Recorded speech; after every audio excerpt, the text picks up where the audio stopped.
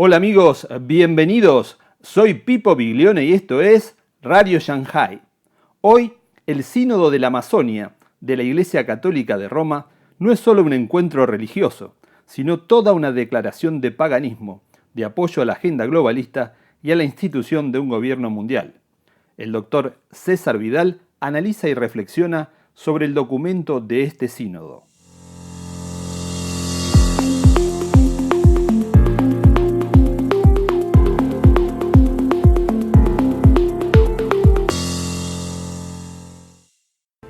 Corría el año 1890 cuando John Henry Newman publicó un libro en el que pretendía justificar los cambios que había experimentado en sus creencias y prácticas la Iglesia Católica a lo largo de los siglos. Fue así como dejó escrito lo siguiente. En el curso del siglo IV, dos movimientos o desarrollos se extendieron por la faz de la cristiandad con una rapidez característica de la Iglesia. Uno ascético, el otro ritual o ceremonial. Se nos dice de varias maneras en Eusebio que Constantino, a fin de recomendar la nueva religión a los paganos, transfirió a la misma los ornamentos externos a los que aquellos habían estado acostumbrados. No es necesario entrar en un tema con el que la diligencia de los escritores protestantes nos ha familiarizado a la mayoría de nosotros. El uso de templos, especialmente los dedicados a casos concretos y adornados en ocasiones con ramas de árboles. El incienso, las lámparas y velas, las ofrendas votivas al curarse de una enfermedad, el agua bendita, los asilos, los días y épocas sagrados, el uso de calendarios, las procesiones, las bendiciones de los campos, las vestiduras sacerdotales, la tonsura, el anillo, el volverse hacia oriente, las imágenes en una fecha posterior, quizá el canto eclesiástico y el Kyrie eleison son todos de origen pagano y santificados por su adopción en la Iglesia. El texto de Newman resultaba especialmente interesante porque realizaba tres afirmaciones de relevancia excepcional. La primera, que en el siglo IV la Iglesia Católica había dejado que en su práctica y doctrina se introdujera una verdadera transfusión de paganismo que persistía hasta el mismo siglo XIX en que escribía Newman. La segunda, que semejante entrada se debía fundamentalmente al deseo de complacer al emperador Constantino y aumentar el poder eclesial, algo que derivaría del hecho de que la población pagana se sentiría cómoda con aquella paganización del cristianismo. Y la tercera, que aquella inmensa absorción de elementos paganos no tenía importancia, ya que habían sido santificados al ser adoptados por la Iglesia. Se puede discutir este último extremo de la misma manera que se puede cuestionar que un veneno deje de serlo simplemente porque se disuelve en un vaso de agua. Pero lo que no se puede negar es que la Iglesia Católica absorbió en masa el paganismo y que lo hizo para aumentar su influencia social y política en un mundo mayoritariamente pagano. Sin duda, se trata de unos hechos sobre los que resulta obligado reflexionar. Por cierto, el autor de las líneas que acabamos de leer fue una persona que las escribió después de convertirse al catolicismo, que fue creado cardenal por el Papa León XIII y que ha sido canonizado oficialmente este mismo mes de octubre. En las últimas horas hemos tenido nuevas noticias del denominado Sínodo de la Amazonia. Sin ánimo de ser exhaustivos, los hechos son los siguientes. Primero, el 19 de enero de 2018, el Papa Francisco visitó la Amazonia, iniciándose una andadura que se ha traducido en la celebración durante 21 días en este mes de octubre del 2019 del Sínodo de la Amazonia. Segundo, el documento final del Sínodo se ha publicado hace apenas unas horas y hace una referencia al clima de intercambio abierto, libre y respetuoso de los obispos pastores en la Amazonía, misioneros y misioneras, laicos, laicas y representantes de los pueblos indígenas de la Amazonía. Tercero, en el documento se alaba igualmente que hubo una presencia notable de personas venidas del mundo amazónico que organizaron actos de apoyo en diferentes actividades, procesiones, como la apertura con cantos y danzas, acompañando al Santo Padre desde la tumba de Pedro al aula sinodal. Cuarto, El documento añade que todos los participantes han expresado una conciencia aguda sobre la dramática situación de destrucción que afecta a la Amazonía. Esto significa la desaparición del territorio y de sus habitantes, especialmente los pueblos indígenas. La selva amazónica es un corazón biológico para la Tierra cada vez más amenazada. Se encuentra en una carrera desenfrenada a la muerte. Requiere cambios radicales con suma urgencia, nueva dirección que permita salvarla. Está comprobado científicamente que la desaparición del bioma amazónico tendrá un impacto catastrófico para el conjunto del planeta. Quinto, igualmente, el documento sinodal señala que la celebración finaliza con gran alegría y la esperanza de abrazar y practicar el nuevo paradigma de la ecología integral, el cuidado de la casa común y la defensa de la Amazonía. Sexto, el documento califica a continuación como atentados contra la naturaleza y amenazas contra la vida la apropiación y privatización de bienes de la naturaleza, las concesiones madereras legales, la caza y la pesca predatorias, los megaproyectos no sostenibles como las hidroeléctricas, las concesiones forestales, las talas, los monocultivos, las carreteras, las hidrovías, los ferrocarriles y los proyectos mineros y petroleros, la contaminación ocasionada por la industria extractiva y los basureros de las ciudades y, sobre todo, el cambio climático. Séptimo, tras respaldar las tesis de los calentólogos sobre el cambio climático, el documento del Sínodo se centra en las denominadas migraciones que supuestamente exigen atención pastoral transfronteriza capaz de comprender el derecho a la libre circulación de estos pueblos. Octavo, tras afirmar un más que discutible derecho a la libre circulación sin fronteras, el documento sinodal señala que la vida de las comunidades amazónicas, aún no afectadas por el influjo de la civilización occidental, se refleja en la creencia y los ritos sobre el actuar de los espíritus de la divinidad, llamados de innumerables maneras con y en el territorio, con y en relación con la naturaleza. Reconozcamos que desde hace miles de años han cuidado su tierra, sus aguas y sus bosques y han logrado preservarlos hasta hoy para que la humanidad pueda beneficiarse del goce de los dones gratuitos de la creación de Dios. Noveno, tras afirmar que los espíritus han cuidado de la Amazonía durante miles de años, el documento indica que en esa Amazonia las relaciones entre católicos y pentecostales, carismáticos y evangélicos no son fáciles. La aparición repentina de nuevas comunidades vinculada a la personalidad de algunos predicadores contrasta fuertemente con los principios y la experiencia eclesiológica de las iglesias históricas y puede ocultar el peligro de ser arrastrados por las ondas emocionales del momento o de encerrar la experiencia de la fe en ambientes protegidos y tranquilizadores.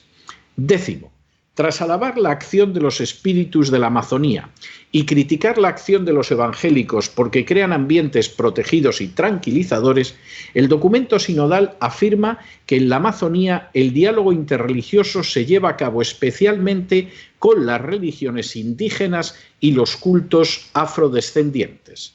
Estas tradiciones merecen ser conocidas, entendidas en sus propias expresiones y en su relación con el bosque y la madre tierra.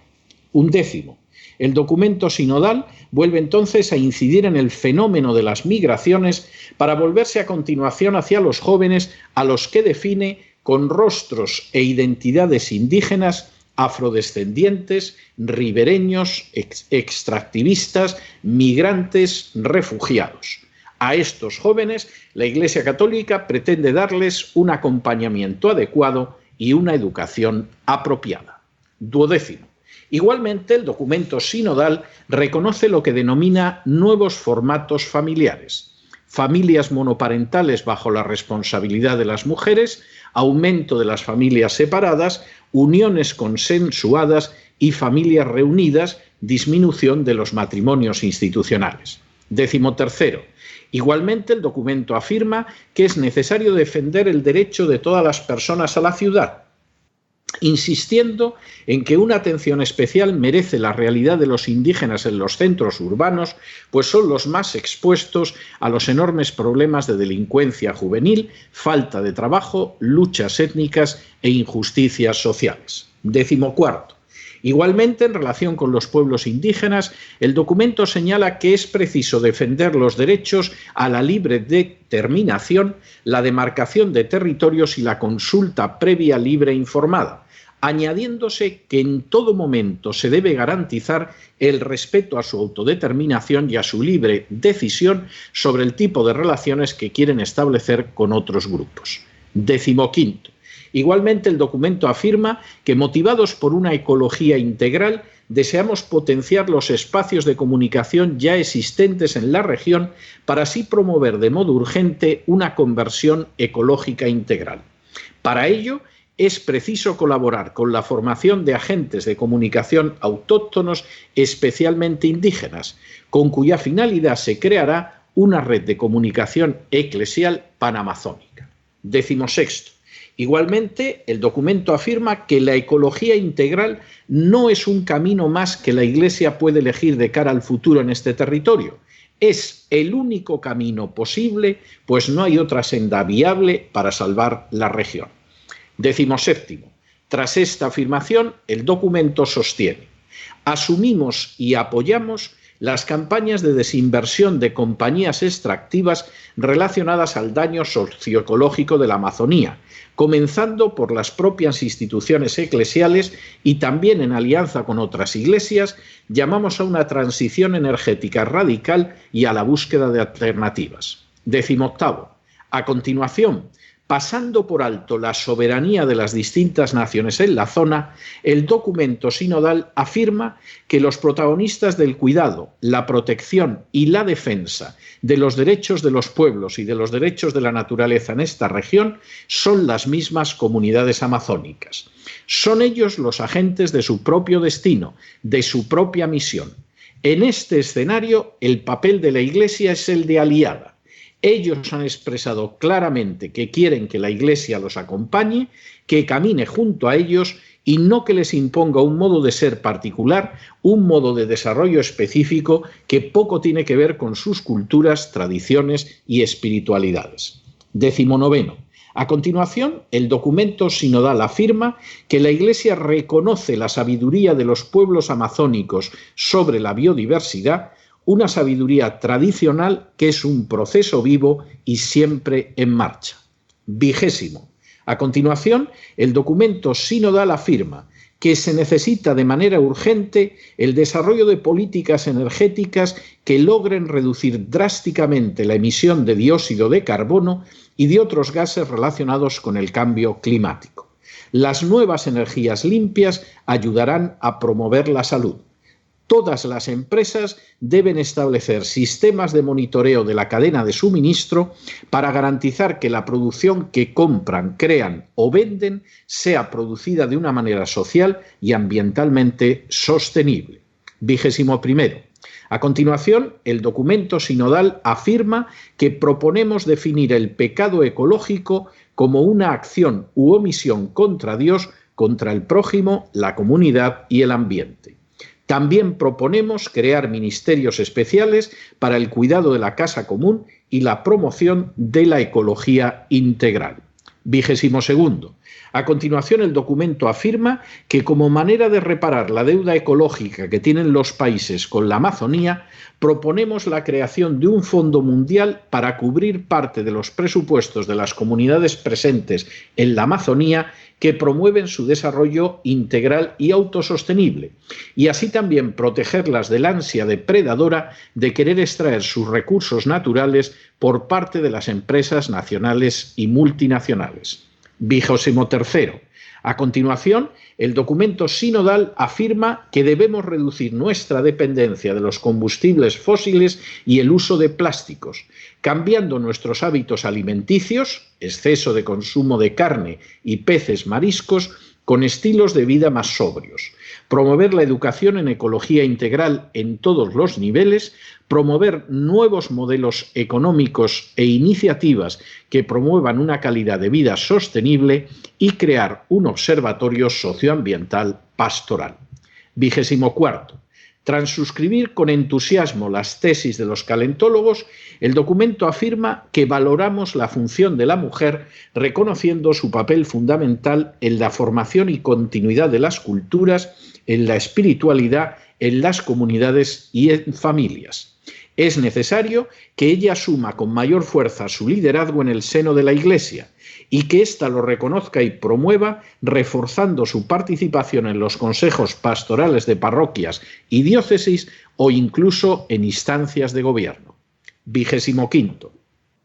Tras asumir el término feminicidio, el texto sinodal afirma sobre las mujeres que la Iglesia se posiciona en defensa de sus derechos y las reconoce como protagonistas y guardianes de la creación y la casa común, señalando que queremos fortalecer los lazos familiares, especialmente a las mujeres migrantes. Igualmente señala que pedimos sea creado el ministerio instituido de la mujer dirigente de la comunidad. 26.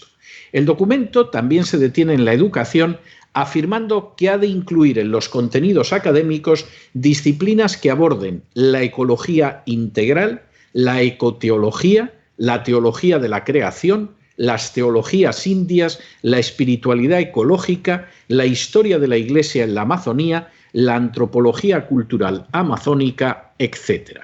27.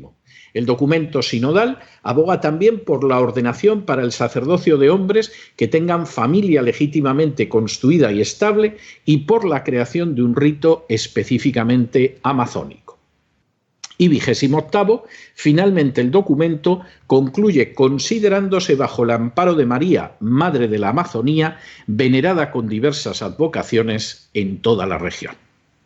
El programa La Voz no entra, por definición, por vocación y por convicción, en las decisiones internas que afecten de manera exclusiva a las distintas confesiones religiosas. Respeta cualquier tipo de creencia religiosa y no entra en la conveniencia o inconveniencia de lo que decidan obispos, ayatolas o lamas en relación con sus fieles.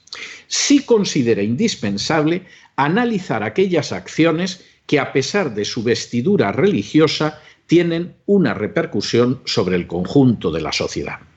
En ese sentido, resulta ineludible detenerse en el documento final del Sínodo de la Amazonia, y así es porque ese documento apenas es un texto religioso y, por el contrario, constituye un alegato más que decidido en favor de la agenda globalista. No deja de ser significativo que el texto apenas contenga referencias a documentos papales, a teólogos católicos o a textos de la Biblia, y por el contrario reproduzca, defienda e impulse la agenda globalista al completo. El documento sinodal comienza así con el lenguaje inclusivo que gramaticalmente resulta inaceptable, pero que constituye una característica ineludible de esa agenda globalista. A continuación, el documento sinodal reproduce de manera totalmente acrítica, sectaria y dogmática la visión de los calentólogos. El lenguaje, las tesis y las afirmaciones podrían haber sido formuladas exactamente igual por Greta Thunberg y demás gretinos. Incluso el documento se permite dar directrices concretas sobre la política económica y energética y el adoctrinamiento educativo que tiene que ir en esa dirección. No menos significativo que el apoyo entusiasta a las tesis de los calentólogos es la manera en que el documento sinodal se refiere a las denominadas migraciones. El texto no solo niega a los gobiernos el derecho a establecer fronteras, sino que insiste en que las migraciones no puedan ser contenidas en las fronteras, así como también insiste en apoyar a los que protagonizan esos flujos migratorios ilegales. No menos significativo es el conjunto de concesiones al feminismo adoptando el lenguaje inclusivo, refiriéndose al empoderamiento de la mujer e incluso señalando que ha de potenciarse su posición de liderazgo incluso en el ámbito eclesial. algo que cuando se tiene en cuenta la historia de la Iglesia Católica resulta un verdadero sarcasmo. También significativo es que al mismo tiempo que se hurta a los gobiernos nacionales sus derechos de gestión, el documento afirma el derecho de autodeterminación de los indígenas, sembrando las semillas para infinidad de conflictos políticos futuros, como sucede, por ejemplo, actualmente en España con Cataluña, donde de manera nada casual la Iglesia Católica está apoyando a golpistas y secesionistas. Todo esto va unido a un ataque directo a los evangélicos, que, por cierto, son el 80% de los habitantes de la Amazonia, y al mismo tiempo va ligado a una serie de concesiones al paganismo de los indígenas, como la de afirmar que los espíritus a los que rinden culto han estado cuidando durante siglos la Amazonia, como la de insistir en que el diálogo interreligioso ha de ir unido sobre todo al paganismo indígena, o la propuesta de crear un rito especialmente amazónico.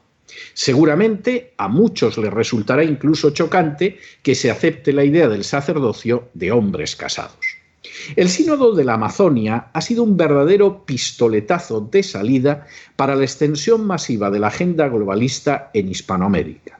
Y no deja de ser significativo que haya tenido lugar en paralelo clarísimo con un estallido de conflictos sociales en esta parte del mundo y el avance electoral de la izquierda.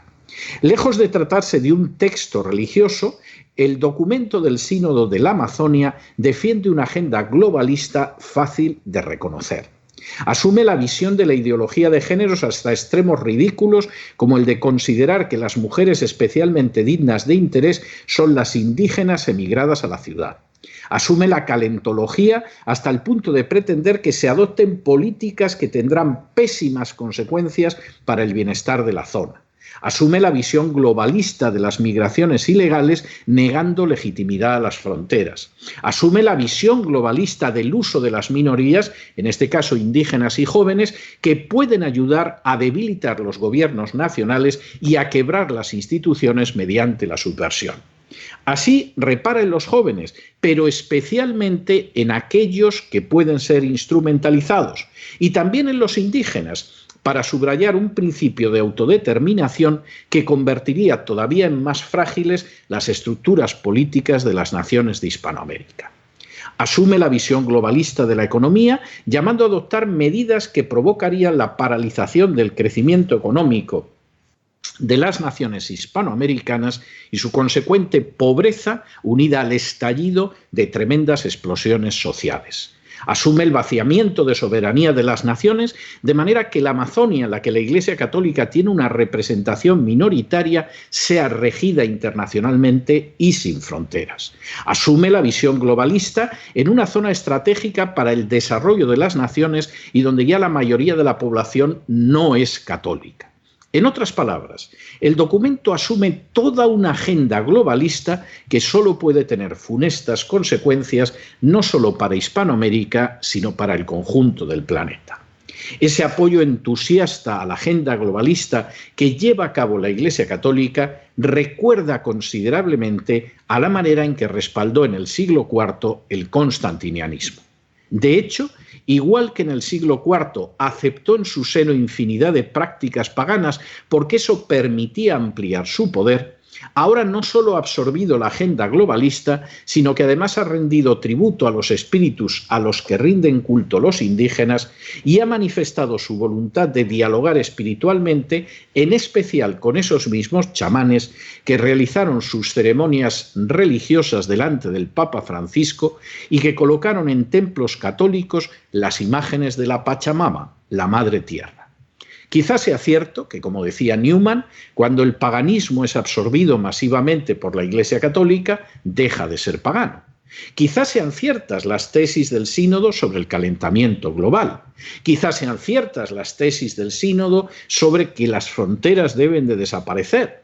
Quizás sean ciertas las tesis del Sínodo de que las emigraciones descontroladas e ilegales son un derecho humano. Quizás sean ciertas las tesis del Sínodo de que los espíritus que adoran los indígenas llevan milenios cuidando de la Amazonia. pero resulta difícil no ver en este documento un inmenso acto de prostitución de la Iglesia Católica con la agenda globalista, con la única intención de compartir un dominio despótico del mundo. Por encima de lo que puedan pensar millones de católicos decentes, la realidad es que, puesta a elegir entre el bien y el mal, la Iglesia Católica, de manera sinodalmente oficial, se ha colocado en el lado del mal más siniestro, más pavoroso y más totalitario. Es decir, a nosotros, en principio, los documentos de carácter confesional de cualquier confesión religiosa son documentos que contemplamos con respeto y que nos traen bastante sin cuidado. No verán ustedes que nos pusiéramos a hablar de la encíclica ecológica en su día del Papa Francisco, ni nos ponemos a comentar los documentos que en un momento determinado pueda emitir el Dalai Lama o el jefe de los ayatolas de Irán o cosa parecida. Eso es algo que en principio queda dentro del arbitrio de la conciencia que deseamos libre de cualquiera de los fieles de cualquier confesión. Solo entramos en esas cuestiones cuando efectivamente lo que tienen es un contenido político o social que afecta a todo el mundo. Y el documento del Sínodo de la Amazonia es un documento político. Eso tiene poquísimo de documento religioso. Las citas bíblicas brillan por su ausencia, la referencia a teólogos católicos es inexistente, aparece alguna referencia a algún papa y, curiosamente, pero no sorprendentemente, el más citado es el propio Papa Francisco. Es algo verdaderamente fantástico. Para terminarlo de arreglar, el documento es la agenda globalista quinta esencial. Y en ese sentido empieza utilizándote ese estúpido e incorrecto lenguaje inclusivo desde un punto de vista gramatical y entonces pues entra en ello desde el principio. Después asume todas las tesis de los calentólogos, pero además con un encarnizamiento tremendo, o sea, no hay discusión posible. Te insisten que está probado científicamente, etcétera. De ahí deriva consecuencias que son tremendas. Por ejemplo, que deberíamos comer menos carne, menos pescado y menos mariscos y utilizar menos el aire acondicionado y cosas de este tipo. Algo delirante en un documento religioso, tenemos que decirlo, porque es que verdaderamente nos parece delirante, pero eso casi es lo folclórico. Lo terrible del asunto es que el documento primero defiende los movimientos migratorios ilegales.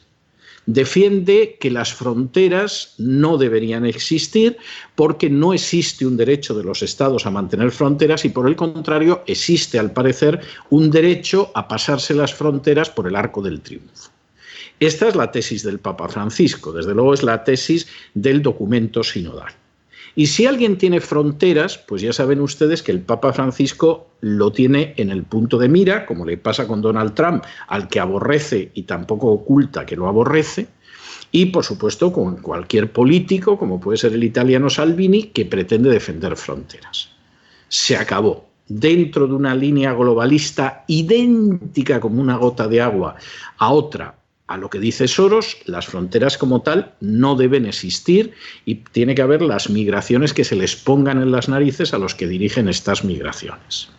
El documento está en la calentología, que además hay que enseñar ya hasta en los seminarios. Se supone que va a haber cátedras incluso de religiones indígenas, pero también de ecoteología, etcétera, etcétera.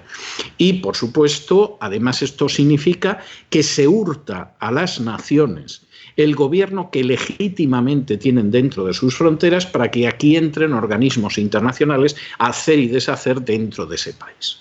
Es decir, el principio de soberanía nacional, que la Iglesia Católica siempre ha odiado históricamente, porque la soberanía nacional implicaba el we the people de la Declaración de Independencia de Estados Unidos y eso era intolerable. Con un soberano nacional se podían entender, con la soberanía nacional no. Ahora, gracias a la agenda globalista, hay una oportunidad de oro de hundirla totalmente. Y es que vaciamos de competencias al Estado. El Estado no controla las fronteras, el Estado no controla sus medios, el Estado no controla ni siquiera sus poblaciones. Para eso está la élite de la agenda globalista a la que se ha subido con un entusiasmo verdaderamente rabioso el Papa Francisco. Y, por supuesto, esto implica hacer concesiones a la ideología de género. Asume ese término odioso de feminicidio, que es un término, aparte de falso, totalmente cargado de contenido ideológico. Es curioso que la única violencia doméstica a la que se refiere el documento del Sínodo de la Amazonia sea la violencia contra la mujer y el feminicidio. Es verdaderamente tremendo. Eso lo hubiera suscrito Viviana Ido sin ningún problema de conciencia, igual que el Papa Francisco. Y, por supuesto, la idea es que adiós a la soberanía nacional, adiós a las fronteras, adiós al control de tus propios recursos y, eso sí, ideología de género, adoctrinamiento y control de tus propias riquezas naturales por instancias internacionales, eso, pero vamos, hasta que sea con calzador. A esos elementos se unen otros elementos que no son menos peligrosos, aunque entren dentro de lo específico de este sínodo de la Amazonía. Por ejemplo, la utilización de los indígenas como fuerza subversiva para quebrantar el orden social en Hispanoamérica. Esto venimos advirtiéndolo hace mucho tiempo. Los indígenas son unas masas de población que quedaron totalmente orilladas por la conquista americana, que ese orillamiento lo bendijo con agua bendita la Iglesia Católica, porque en muchos casos implicaba colocar a los indígenas como siervos que eran explotados a sus órdenes. Es curioso cómo Humboldt, en uno de sus viajes, habla de que ha visto a esos indígenas controlados por la Iglesia Católica y dice que tienen una cara de aspecto sombrío y que desde luego han conseguido que los indígenas sean muy obedientes a costa de que sean estúpidos. Han conseguido educarlos en la estupidez y eso sí, claro, son obedientes, son sombríos y desde luego los explotan las órdenes religiosas todo lo que quieren. Eso no ha terminado. El indígena en estos momentos puede ser utilizado subversivamente para quebrantar el orden social en países como Paraguay, como Perú, como Guatemala o como recientemente se ha visto en Ecuador. Y entonces, ¿quién aparece ahí para apoderarse de ese recurso subversivo? La Iglesia Católica. Insiste en ello, dice con una poca vergüenza que es que te caes de espaldas, que ante el clamor de los indígenas la Iglesia Católica es su aliada y que los indígenas la han pedido que la ayude y los va a ayudar. Pero ¿cómo le van a pedir los indígenas de la Amazonia a la Iglesia Católica que los ayude si más del 80% son evangélicos? Y luego, eso sí, hay como un 10% que son animistas y puede que haya algo menos de un 10% que sean católicos. Bueno, pues la Iglesia Católica ha decidido que es la aliada de la minoría y los va a utilizar y se va a dedicar a utilizarlo para estar continuamente provocando la subversión en la zona. Se lo estamos avisando. Cuando esto suceda en el futuro, que no digan que no avisamos de ello. Porque a los indígenas los van a utilizar en la subversión, como los han utilizado hace unas semanas en Ecuador. Y detrás de esa subversión no solo van a estar las fuerzas de izquierdas, va a estar la Iglesia Católica, que ha decidido que es la aliada de los indígenas. Y es tan aliada que está en estos momentos pensando en un rito católico amazónico, tiene la cosa delito. Está abogando por un liderazgo mayor de las mujeres en las comunidades. Está abogando incluso porque sean sacerdotes hombres casados, el colmo. El celibato sacerdotal, que se da de bofetones con lo que aparece en el Nuevo Testamento, al final puede acabar desapareciendo en la Amazonia por la inmensa ansia de poder de la Iglesia Católica, no por otro tipo de consideraciones. Y aparece muy claramente en el documento. Y, por supuesto, el diálogo interreligioso se va a definir sobre todo con esa gente que adora distintos espíritus de los que el documento sinodal dice que han cuidado durante siglos la Amazonia. Agárrense ustedes a la silla, porque esto es algo ya verdaderamente impresionante. Ahora nos explicamos las imágenes de la Pachamama en iglesias italianas y el Papa delante de los rituales de los chamanes y todo lo demás, porque que sepan ustedes que en la Amazonia, quien ha conservado la Amazonia durante siglos son los espíritus que se comunican con los indígenas y los chamanes. Cualquier cristiano diría que esos espíritus, si acaso, son demonios, pero en fin, se reconoce el papel positivo, lo reconoce la Iglesia Católica en este documento sinodal, que es que no tiene desperdicio. Y, por supuesto, se reconoce un derecho de autodeterminación que no es en absoluto el derecho de autodeterminación que aparece en los textos de derecho internacional público, pero que aplicaría a los indios, con lo cual se abre la posibilidad de crear procesos independentistas y de crear procesos secesionistas en la Amazonia. ¿Les suena esto familiar? ¿Ustedes recuerdan quién llevamos diciéndoles desde hace años que parieron primero al nacionalismo catalán y luego al nacionalismo vasco? Que han seguido apoyando al nacionalismo vasco y al nacionalismo catalán, de tal manera que esos son dos puñales apuntando a la garganta de España desde hace siglos. Fue la Iglesia Católica, se lo hemos dicho docenas de veces. Ahora mismo van a hacer lo mismo con los indígenas. Y cualquier gobierno, como por ejemplo el brasileño, que pretenda avanzar fuera de la agenda globalista, porque Bolsonaro es un patriota convencido de que la agenda globalista es el final de la soberanía de su pueblo, se va a encontrar con los indios en las calles, con la Iglesia, como dice el documento sinodal, como aliada. Esto no es un documento meramente doctrinal, insistimos, si esto fuera un documento teológico que hablara, pues yo qué sé, del amor a la naturaleza nada más y de respetar pues la creación, no nos detendríamos en ello. Es una cuestión que excede del marco a lo que se dedica este programa. A lo mejor podríamos escribir un artículo en el blog diciendo si la teología era un disparate o estaba bien pergeñado. Esa es otra cuestión. Aquí de lo que estamos hablando es que es un documento en el cual incluso no existe ningún problema con acostarse con el paganismo más primitivo para estar dentro del cuerpo que se va a aprovechar de esa ideología globalista que significa la pobreza y la miseria para los pueblos. Muchos de esos pueblos, esas naciones al sur del Río Grande, son naciones de las que se conoce en vías de desarrollo. Y evidentemente si a esas naciones ahora mismo se las detiene el desarrollo, que es lo que pretende precisamente un documento globalista como es el Sínodo de la Amazonia, esas naciones se van a encontrar con una pobreza, una miseria y una inestabilidad social pavorosa. Cosa que le encantará al señor Soros y le encantará al Papa Francisco, pero que verdaderamente los convierte a los dos en auténticos enemigos del género humano. No están buscando el bien de la humanidad.